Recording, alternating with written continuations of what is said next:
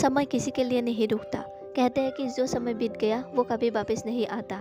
और यही छोटी सी बात हमें हमेशा ये याद दिलाती है कि हमें अपने आज के समय का किस प्रकार सदुपयोग करना है, ताकि भविष्य में हम कभी भी बीते समय को लेकर परेशान ना हो। हर किसी को समय के महत्व को समझना जरूरी है। हम इस दुनिया में कब तक है ये कोई नहीं जानता, लेकिन जब तक है तब तक उस समय कैसे उपयोग करना है ये हम लोग अच्छी तरह से जानते हैं। लेकिन फिर भी हम अपने लिमिटेड टाइम का वेस्ट करते हैं और अपने ज़रूरी कामों को हमेशा कल पर टालते रहते हैं। आज की ये छोटी सी कहानी आपको वैल्यू ऑफ टाइम का बहुत अच्छा लेसन देगी।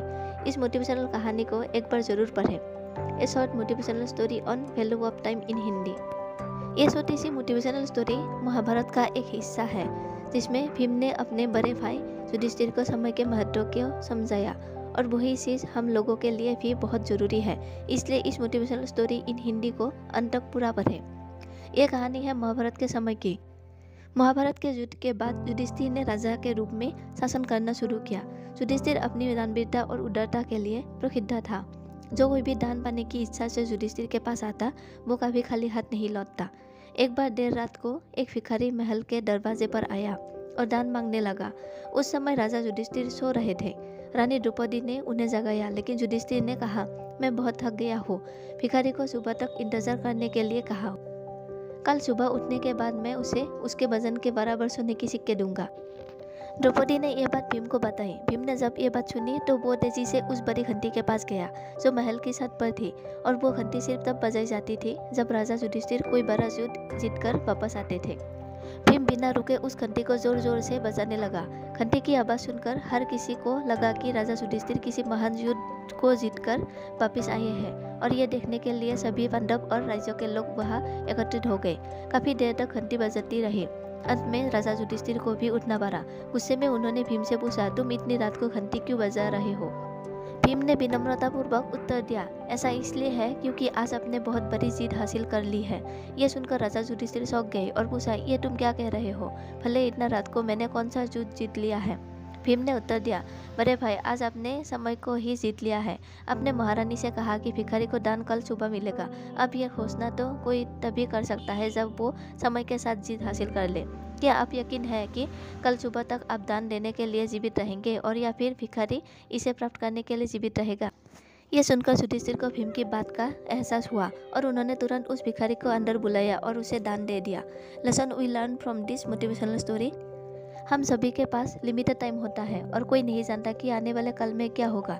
इसलिए जो काम आप आज और अभी कर सकते हैं उसे कभी आने वाले कल के लिए बचा के ना रखें, क्योंकि कल कभी नहीं आता।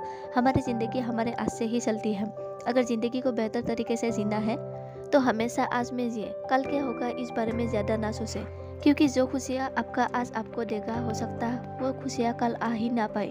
इसलिए कल की टेंशन ना लेकर अपनी लाइफ को एंजॉय करें, क्योंकि ये टाइम अगर चला गया तो फिर कभी लौट कर वापस नहीं आएगा। जो लोग समय की वैल्यू नहीं समझते वो अक्सर आज का काम कल पर टाल देते हैं, फिर चाहे काम कितना भी जरूरी क्यों ना हो।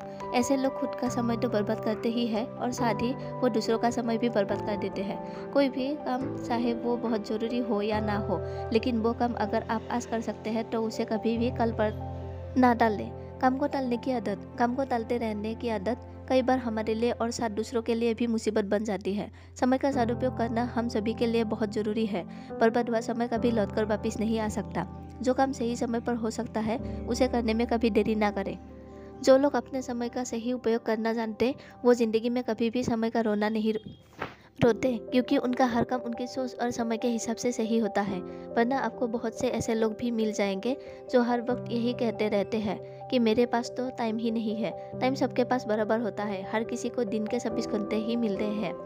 बस ये हम पर डिपेंड करता है कि इन 24 घंटों को हमें किस तरह से बिताना है। अपने समय का ध्यान रखने और जितना हो सके समय रहते ही सारे कामों को पूरा कर ले, ताकि आपके पास ज़िंदगी को जीने का भी वक्त रहे। आई होप कि ये प्रेरणादायक कहानी ऑन टाइम आपको पसंद आई हो।